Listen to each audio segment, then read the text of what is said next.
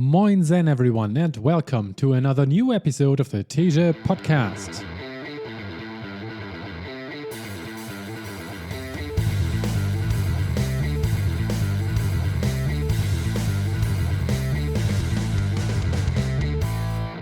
This is a book episode about Jonathan Haidt's The Happiness Hypothesis, putting ancient wisdom to the test of modern science. The book has 322 pages, and I finished reading it on the 7th of March 2025. Impressions. It's a wonderful book that explores every facet of how humans think of the phenomenon of happiness. It seems to be one of the most central emotions of our existence, and currently there has been an explosion in focus on how we make sure to increase it. This is the clear sign of civilizational improvement. If we've got so much time on our hands to start actively caring about increasing our own happiness, a few things have gone right. On the other hand, you can certainly classify this quest as a first world problem, a derogatory term, but also one that carries a subtext of envy. Or maybe it's a sign of a decline in mental health that people are flocking towards scientific methods to increase happiness these days because they feel they don't have enough of it in their lives. In any case, the book doesn't judge this. It is meant to educate on the topic. What makes us happy and why? Jonathan Haidt has structured this book very well. The chapters are short and easy to grasp, although he's using advanced language at many points, requiring focus on it. I found myself drifting off when losing his train of thought at times, needing to reread some sentences. For my taste, this is a good sign though, as it makes me think more intensely on what is said. It's also clearly not a self-help book, even though the title might suggest so. It's more of an explorational journey through the whole topic. Haidt sometimes inserts his own opinion too, but he does so in a charming way. He brings his own experience to the table, which is nicely illustrated with this paragraph, paraphrased. The study concluded that we have this instinctive urge to share new knowledge with others. We want to tell them immediately, much like I'm doing right now with you. It was also interesting to read about his take on a bunch of the findings of other popular books in this general area. By now, I've read many of them, which made this fun for me. He goes over the often mentioned and horrifying Milgram experiment. He wrote a whole chapter about the reciprocity rule I first saw in Cialdini's book Influence, and he has been influenced heavily by the brilliant writings of Yuval Noah Harari, just like many of us have been as well. The book profits a lot from his broad approach to the topic. He looks at all the major cultures and religions around the world and what stances they have had over the centuries and millennia when it comes to happiness. There's a lot about the Stoics in it, Greek mythology too, but a strong focus can be found on Buddhism, mainly because it's the world religion that most closely thought about the human psychology and how to work with it. Compared to the rather mystic approaches of Christianity and Islam, you can certainly see why. It's a good book and an instant recommendation if you're interested in human psychology and the active efforts that can be made to increase your happiness and fulfillment in life. Here are my highlights. Introduction. Too much wisdom. The mind is divided into parts that sometimes conflict. Like a rider on the back of an elephant, the conscious, reasoning part of the mind has only limited control of what the elephant does. 1. The divided self. Human thinking depends on metaphor. We understand new or complex things in relation to things we already know. This finding, that people will readily fabricate reasons to explain their own behavior, is called confabulation. Split brain studies are important for this book because they show in such a dramatic way that one of these modules is good at inventing convincing explanations for your behavior even when it has no knowledge of the causes of your behavior. Human rationality depends critically on sophisticated emotionality. It is only because our emotional brains works so well that our reasoning can work at all. But whatever its origin, once we had it, language was a powerful tool that could be used in many new ways, and evolution then selected those individuals who got the best use out of it. In later studies, Mescal discovered that the successful children were those who looked away from the temptation or were able to think about other enjoyable activities. These thinking skills are an aspect of emotional intelligence, an ability to understand and regulate one's own feelings and desires. An emotionally intelligent person has a skilled rider who knows how to distract and coax the elephant without having to engage in a direct contest of wills. I know it's wrong, I'm just having a hard time explaining why.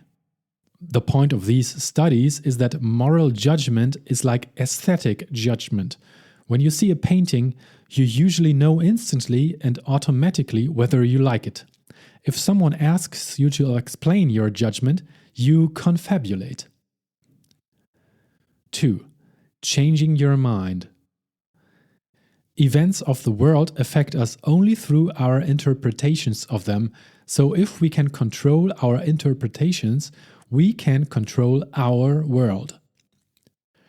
The unsettling implication of Pelham's work is that the three biggest decisions most of us make, what to do with our lives, where to live, and whom to marry, can all be influenced, even if only slightly, by something as trivial as the sound of a name. Life is indeed what we deem it, but the deeming happens quickly and unconsciously. Some commonalities of animal life even create similarities across species that we might call design principles. One such principle is that bad is stronger than good. Responses to threats and unpleasantness are faster, stronger, and harder to inhibit than responses to opportunities and pleasures. You have to do something that will change your repertoire of available thoughts. Here are 3 of the best methods for doing so: meditation, cognitive therapy, and Prozac. 3. Reciprocity with a vengeance.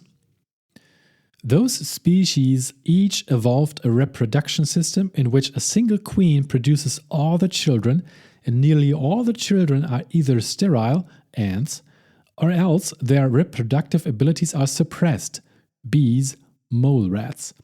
Therefore, a hive, nest, or colony of these animals is one big family. If everyone around you is your sibling, and if the survival of your genes depends on the survival of your queen, selfishness becomes genetic suicide. So, what is really built into the person is a strategy: play tit for tat. Do to others what they do unto you. Specifically, the tit for tat strategy is to be nice on the first round of interaction, but after that, do to your partner whatever your partner did to you on the previous round. Tit for tat takes us way beyond kin altruism. Vampire bats, for example, will regurgitate blood from a successful night of blood-sucking into the mouth of an unsuccessful and genetically unrelated peer. Such behavior seems to violate the spirit of Darwinian competition, except that the bats keep track of who has helped them in the past, and in return they share primarily with those bats. Dunbar proposes that language evolved because it enabled gossip. Individuals who could share social information using any primitive means of communication had an advantage over those who could not. And once people began gossiping, there was a runaway competition to master the arts of social manipulation. We feel vicarious shame and embarrassment when we hear about people whose schemes, lusts, and private failings are exposed. Gossip is a policeman and a teacher. Without it, there would be chaos and ignorance. As long as everyone plays tit for tat, augmented by gratitude, vengeance, and gossip, the whole system should work beautifully. It rarely does, however, because of our self-serving biases and massive hypocrisy. 4. The faults of others. Quote, "The great majority of mankind are satisfied with appearances as though they were realities, and are often more influenced by the things that seem than by those that are." End of quote. He says that thinking generally uses the makes sense stopping rule. We take a position, look for evidence that supports it, and if we find some evidence, enough so that our position makes sense, we stop thinking. People who are told that they have performed poorly on a test of social intelligence think extra hard to find reasons to discount the test. People who are asked to read a study showing that one of their habits, such as drinking coffee, is unhealthy, think extra hard to find flaws in the study, flaws that people who don't drink coffee don't notice.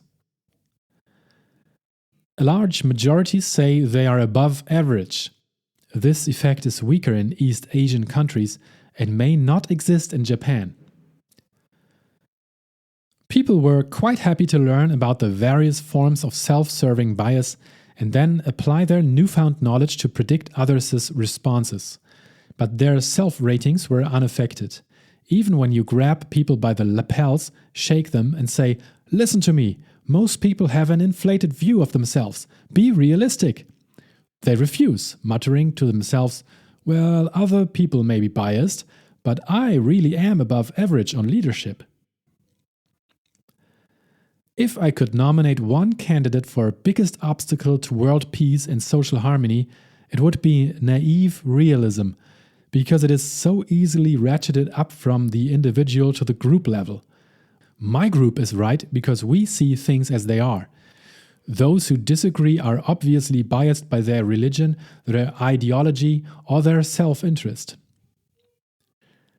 Threatened self-esteem accounts for a large portion of violence at the individual level, but to really get a mass atrocity going, you need idealism, the belief that your violence is a means to a moral end.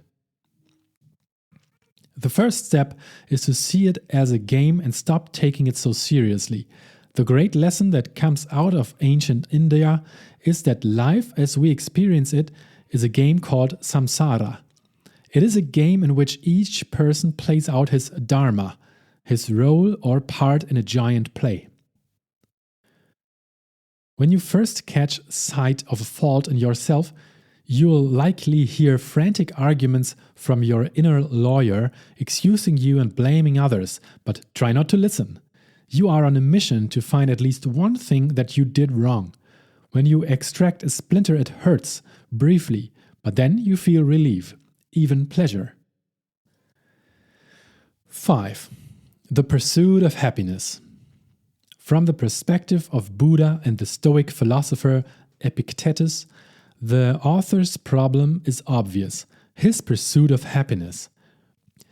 Buddhism and Stoicism teach that striving for external goods or to make the world conform to your wishes is always a striving after wind. Happiness can only be found within by breaking attachments to external things and cultivating an attitude of acceptance. Set for yourself any goal you want. Most of the pleasure will be had along the way, with every step that takes you closer. The final moment of success is often no more thrilling than the relief of taking off a heavy backpack at the end of a long hike. If you went on the hike only to feel that pleasure, you are a fool. Pleasure comes more from making progress toward goals than from achieving them. Shakespeare captured it perfectly. Things won are done. Joy's soul lies in the doing.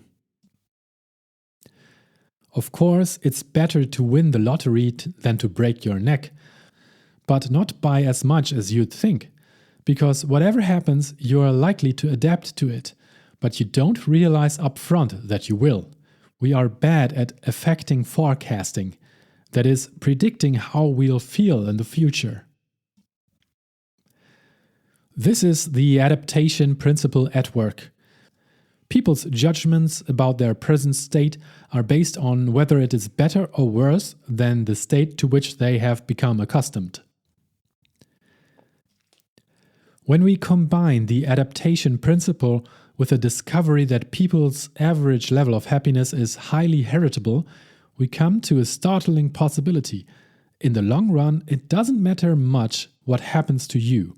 Good fortune or bad, you will always return to your happiness set point, your brain's default level of happiness, which was determined largely by your genes. Happiness causes marriage.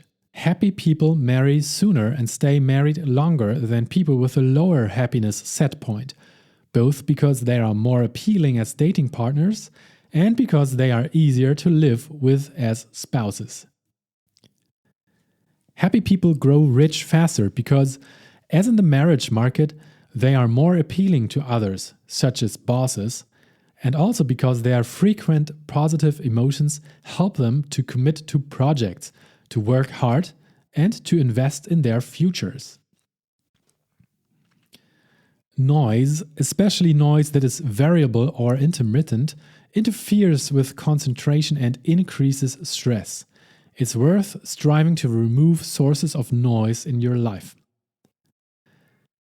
In a review paper that Rodin and I wrote, we concluded that changing an institution's environment to increase the sense of control among its workers, students, patients, or other users was one of the most effective possible ways to increase their sense of engagement, energy, and happiness. Csikszentmihalyi's big discovery is that there is a state many people value even more than chocolate after sex. It is the state of total immersion in a task that is challenging yet closely matched to one's abilities. It is what people sometimes call being in the zone. When we enter a state of flow, hard work becomes effortless. We want to keep exerting ourselves, owning our skills, using our strengths. Seligman suggests that the key to finding your own gratifications is to know your own strengths. One of the big accomplishments of positive psychology has been the development of a catalog of strengths. You can find out your strengths by taking an online test at www.authentichappiness.org. You can increase your happiness if you use your strengths, particularly in the service of strengthening connections, helping friends, expressing gratitude to benefactors. Other people, satisficers, are more laid back about choice. They evaluate an array of options until they find one that is good enough, and then they stop looking. Satisficers are not hurt by a surfeit of options. Maximizers end up making slightly better decisions than satisficers, on average. All that worry and information gathering does help, but they are less happy with their decisions, and they are more inclined to depression and anxiety. So, to cut off all attachments, to shun the pleasures of sensuality and triumph in an effort to escape the pains of loss and defeat, this now strikes me as an inappropriate response to the inevitable presence of some suffering in every life. Many Western thinkers have looked at the same afflictions as Buddha, sickness, aging, and mortality, and come to a very different conclusion from his. Through passionate attachments to people, goals, and pleasures, life must be lived to the fullest. But I believe that the Western ideal of action, striving, and passionate attachment is not as misguided as Buddhism suggests. We just need some balance from the East and some specific guidance from modern psychology about what to strive for. 6. Love and attachments.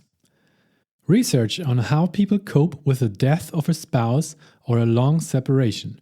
The review found that adults experienced the same sequence Bowlby had observed in children placed in hospitals: initial anxiety and panic, followed by lethargy and depression, followed by recovery through emotional detachment.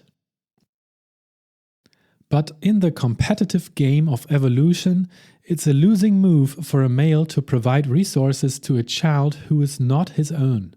So active fathers, male-female pair bonds, male sexual jealousy, and big-headed babies all co-evolved, that is, arose gradually but together.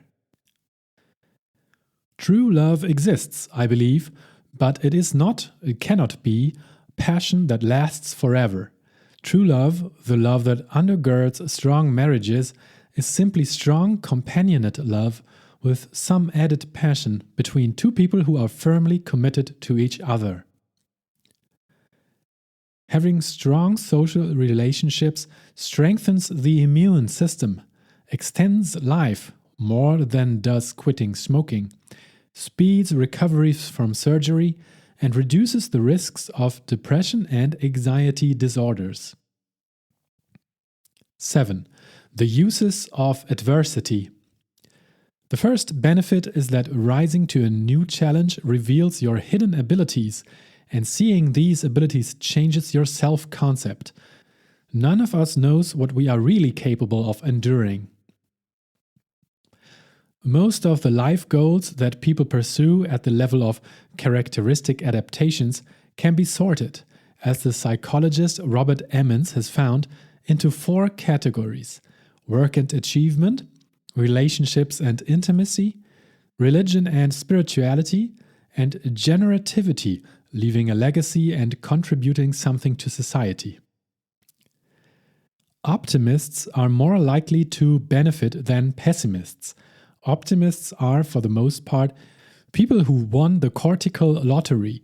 They have a high happiness set point, they habitually look on the bright side, and they easily find silver linings. Life has a way of making the rich get richer and the happy get happier. The key to growth is not optimism per se, it is the sense-making that optimists find easy. If you can find a way to make sense of adversity and draw constructive lessons from it, you can benefit too. Those who talked with their friends or with a support group were largely spared the health-damaging effects of trauma. Of course, children need limits to learn self-control, and they need plenty of failure to learn that success takes hard work and persistence. Children should be protected, but not spoiled. Wisdom, says Sternberg, is the tacit knowledge that lets a person balance 2 sets of things. First, wise people are able to balance their own needs, the needs of others, and the needs of people or things beyond the immediate interaction, for example, institutions, the environment, or people who may be adversely affected later on. Ignorant people see everything in black and white. They rely heavily on the myth of pure evil, and they are strongly influenced by their own self-interest. 8. The felicity of virtue. Cultivating virtue will make you happy. There are plenty of reasons to doubt the virtue hypothesis. Benjamin Franklin himself admitted that he failed utterly to develop the virtue of humility, yet he reaped great social gains by learning to fake it. Trying to make children behave ethically by teaching them to reason well is like trying to make a dog happy by wagging its tail. It gets causality backwards. They made large tables of virtues and tried to see which ones were common across lists. Although no specific virtue made every list, 6 broad virtues, or families of related virtues, appeared on nearly all lists: wisdom, courage, humanity, justice, temperance, and transcendence, the ability to forge connections to something larger than the self. One of the best predictors of the health of an American neighborhood is the degree to which adults respond to the misdeeds of other people's children. When community standards are enforced, there is constraint and cooperation. 9. divinity with or without God. Liberals are right to work for a society that is open to people of every demographic group, but conservatives might be right in believing that at the same time we should work much harder to create a common shared identity. We also have a great deal of innate mental structure that prepares us for hierarchical interactions. Even in hunter-gatherer cultures that are in many ways egalitarian, equality is only maintained by active suppression of ever-present tendencies towards hierarchy. My research on the moral emotions has led me to conclude that the human mind simply does perceive divinity and sacredness whether or not God exists. Eliade says that the modern West is the first culture in human history that has managed to strip time and space of all sacredness and to produce a fully practical, efficient, and profane world. This is the world that religious fundamentalists find unbearable and are sometimes willing to use force to fight against. People really do respond emotionally to acts of moral beauty, and these emotional reactions involve warm or pleasant feelings in the chest and conscious desires to help others or become a better person oneself. Oxytocin causes bonding, not action. Elevation may fill people with feelings of love, trust, and openness, making them more receptive to new relationships. Yet, given their feelings of relaxation and passivity, they might be less likely to engage in active altruism toward strangers. Awe is the emotion of self-transcendence. My friend Decker Keltner, an expert on emotion at the University of California at Berkeley, proposed to me a few years ago that we review the literature on awe and try to make sense of it ourselves. We found that scientific psychology had almost nothing to say about awe. Quote, "Education must be seen as at least partially an effort to produce the good human being, to foster the good life and the good society." End of quote. Many of the key battles in the American culture war are essentially about whether some aspect of life should be structured by the ethic of autonomy or by the ethic of divinity. 10. Happiness comes from between. There is no God and no externally given meaning to life, I thought. So from one perspective, it really wouldn't matter if I killed myself tomorrow. Very well, then everything beyond tomorrow is a gift with no strings and no expectations. There is no test to hand in at the end of life, so there is no way to fail. Haidt called it the affectance motive, which he defined as the need or drive to develop competence through interacting with and controlling one's environment. Love and work are crucial for human happiness because, when done well, they draw us out of ourselves and into connection with people and projects beyond ourselves. People don't necessarily need to find meaning in their national identity. Indeed, in large and diverse nations such as the United States, Russia, and India, religion might hold greater promise for cross-level coherence and purpose within life. All human beings today are the products of the co-evolution of a set of genes, which is almost identical across cultures, and a set of cultural elements, which is diverse across cultures but still constrained by the capacities and predispositions of the human mind. For example, trust and therefore trade are greatly enhanced when all parties are part of the same religious community and when religious beliefs say that God knows and cares about the honesty of the parties. Group selection creates interlocking genetic and cultural adaptations that enhance peace, harmony, and cooperation within the group, for the express purpose of increasing the group's ability to compete with other groups. Group selection does not end conflict, it just pushes it up to the next level of social organization. The final version of the happiness hypothesis is that happiness comes from between. Happiness is not something that you can find, acquire, or achieve directly. You have to get the conditions right and then wait. Some of those conditions are within you, such as coherence among the parts and levels of your personality. Other conditions require relationships to things beyond you. Just as the plants need sun, water, and good soil to thrive, people need love, work, and a connection to something larger. 11. Conclusion on balance. A good place to look for wisdom, therefore, is where you least expect to find it, in the minds of your opponents. You already know the ideas common on your own side. And that concludes my notes and my opinions on the happiness hypothesis of Jonathan Haidt. I hope you got something out of this. I think it was a great book worth reading. Thanks again, all the best to you, have a great day, and bye-bye.